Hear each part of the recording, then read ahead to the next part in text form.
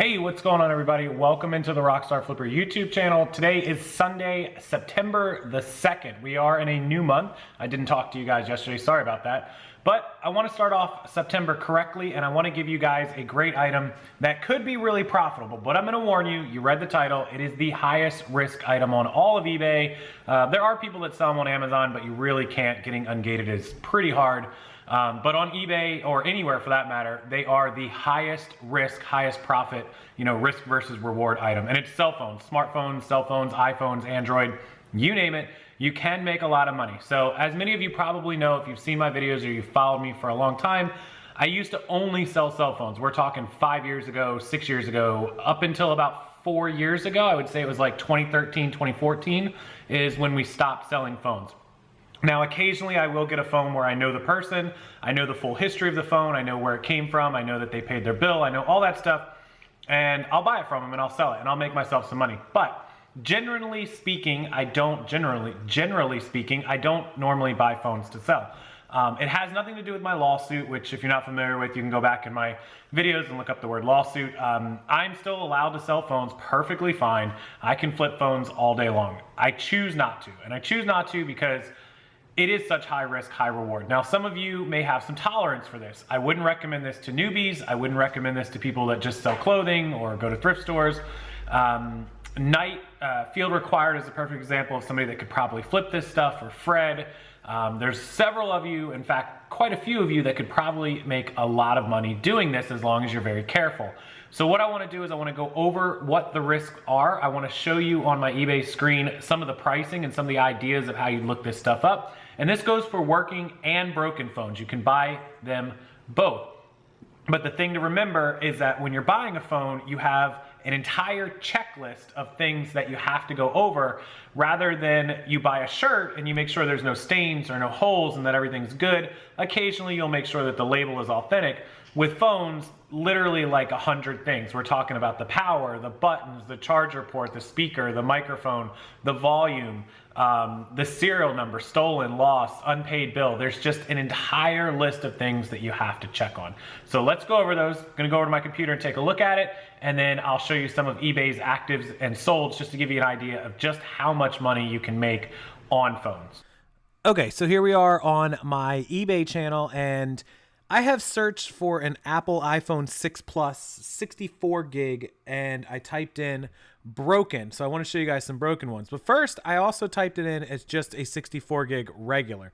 And so as we scroll down, for some reason, there's a couple broken ones in the beginning. This is supposed to just be the used. You can see I sorted it by used, but there's a 57, a 101, a 127, and a 103, all in the broken. Now, this is heavy damage, and it went for almost 60. So it looks to me like, depending on what the damage is, you can expect to get on the low end between 60 and on the high end up around 100, maybe 127. Maybe this one didn't have a lot wrong with it. It looks like the same one above it. So it looks like it sold with no payment and then sold for a real price. So you're just assuming, these broken 6 Plus 64 gigs. Now, remember, the gigabytes matter as much as the generation almost. Are fetching, a solid 60, 70 bucks, usually 80, 90 on average. And you could probably offer somebody who had this phone. Remember, the 6 Plus is like 3 years ago, maybe 4 years ago. We're up to the 10. We've had 6s and 7s and 8s and now a 10. This phone is at least 3, if not 4 years old.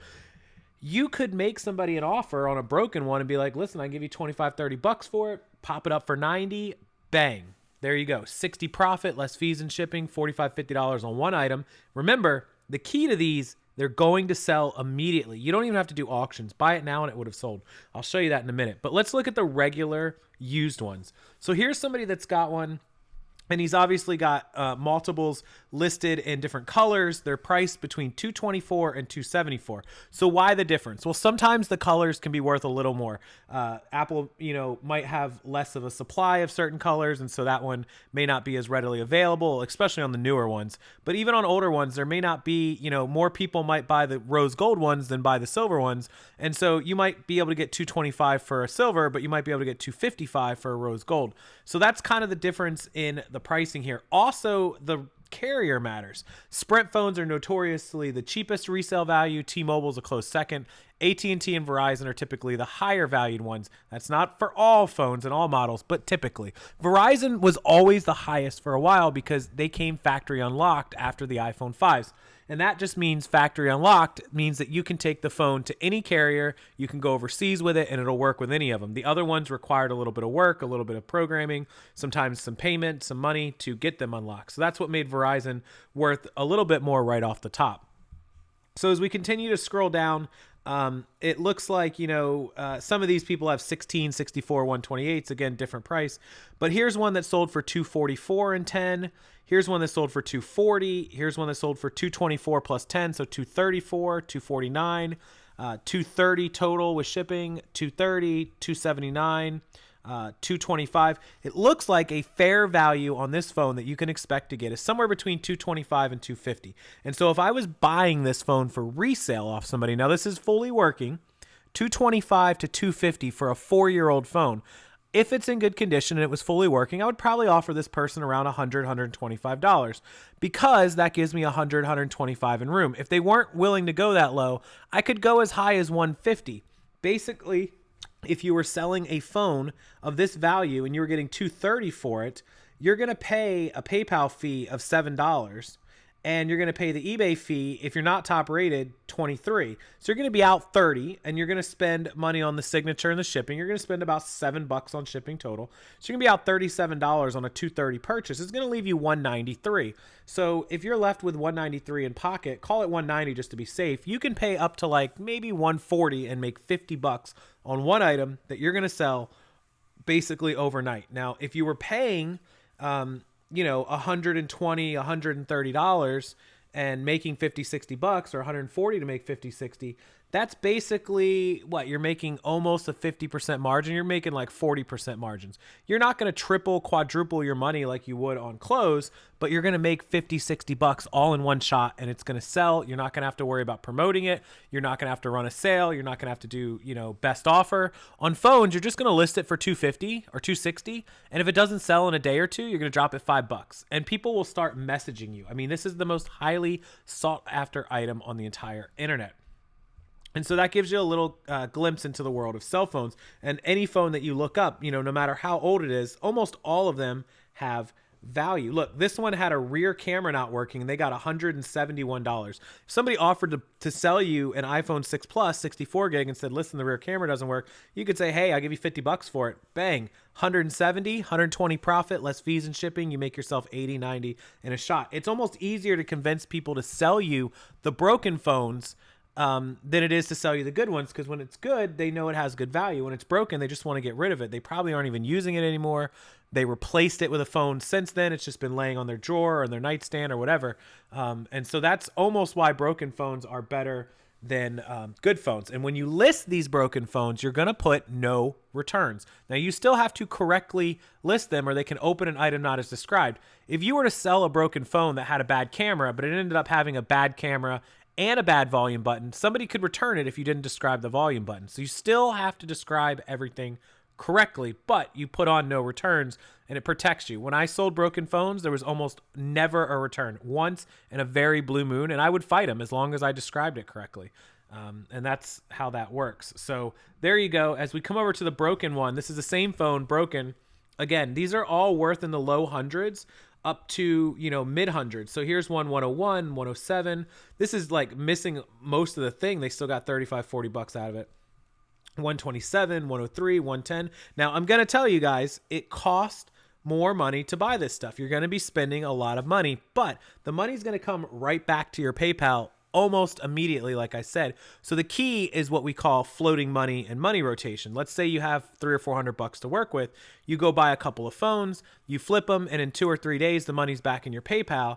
You withdraw it using your debit card, or you send it over to your bank account, and you get the cash and go buy more, depending on where you're buying them from. If you're buying them offline, you could just use PayPal again.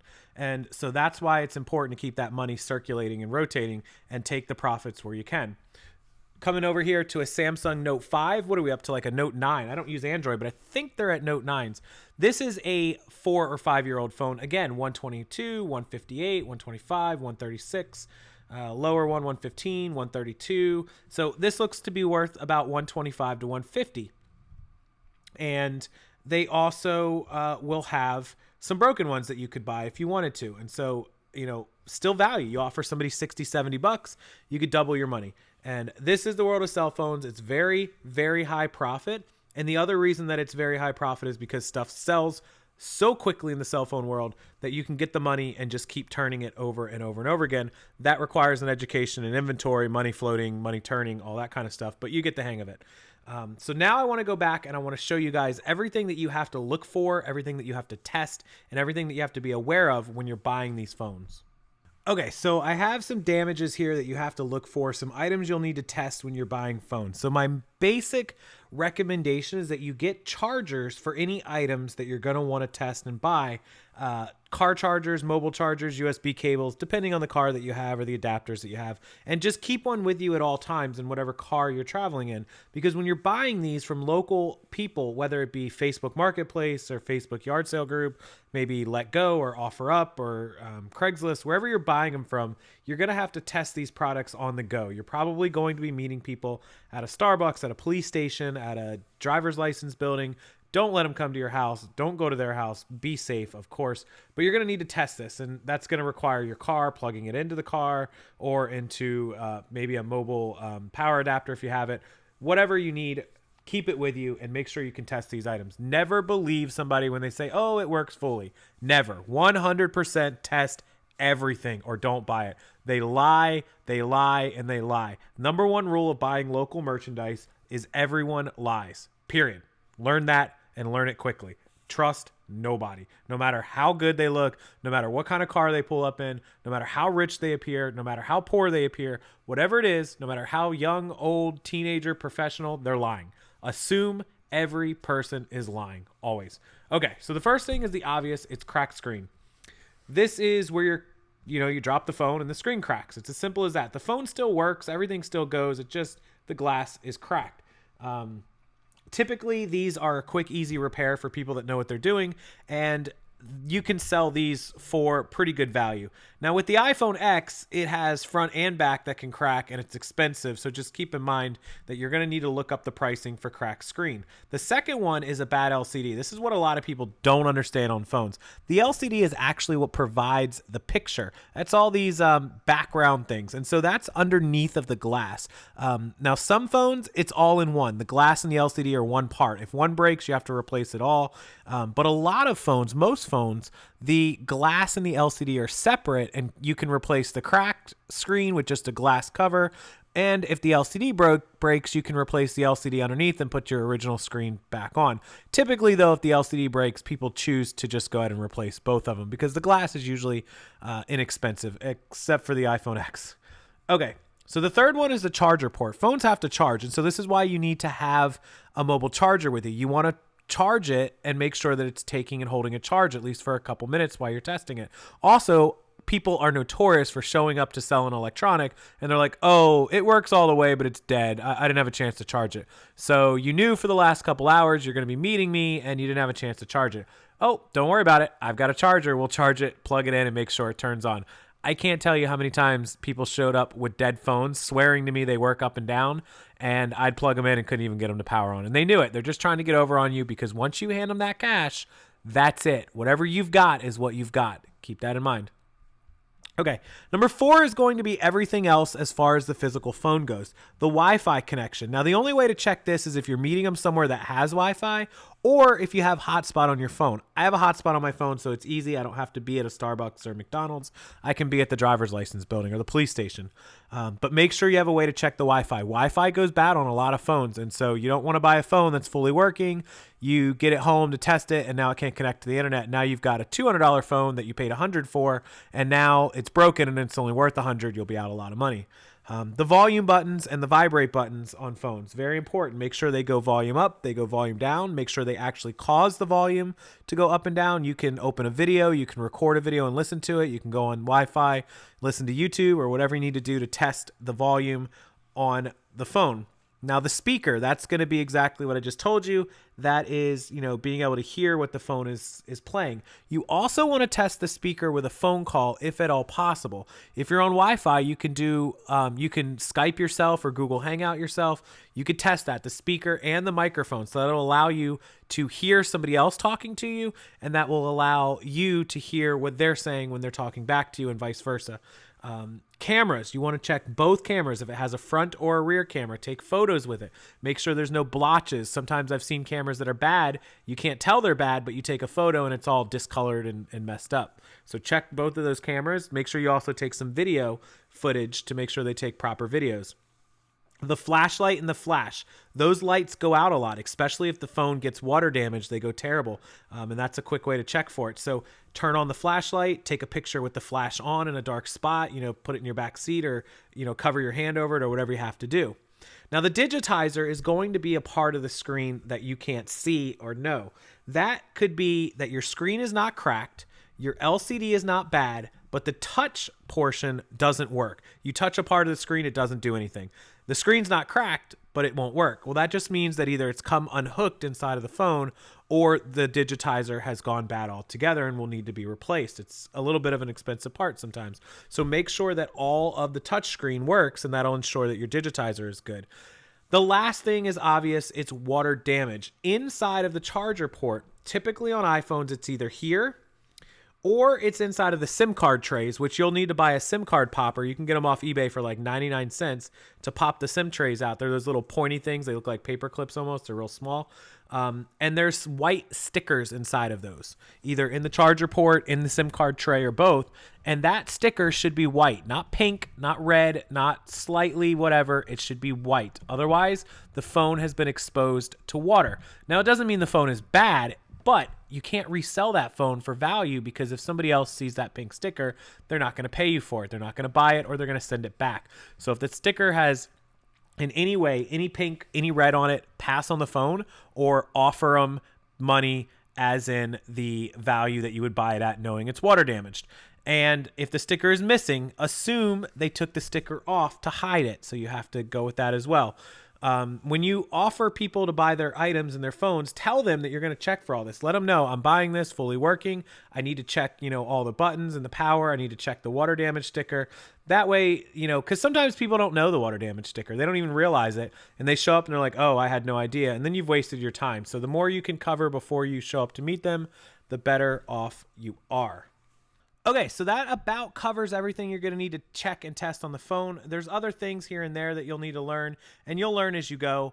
Making mistakes is part of the business, and it happens. It happens to be an expensive mistake in this business, but it happens to everyone. I made tons of mistakes as well. Now, outside of the physical phone, you need to check something that's very important. It's called the ESN. That's the electronic serial number. Some people call it an IMEI, an identification number. ESN, electronic serial number. It is the phone's unique identifier. And what you're going to need to do is whatever the carrier is of the phone that you're buying, if it's AT&T, if it's Verizon, if it's Sprint, save all 4 of those customer service numbers in your phone. Call them while you're buying the phone right there and check that the serial number has the following 3 things.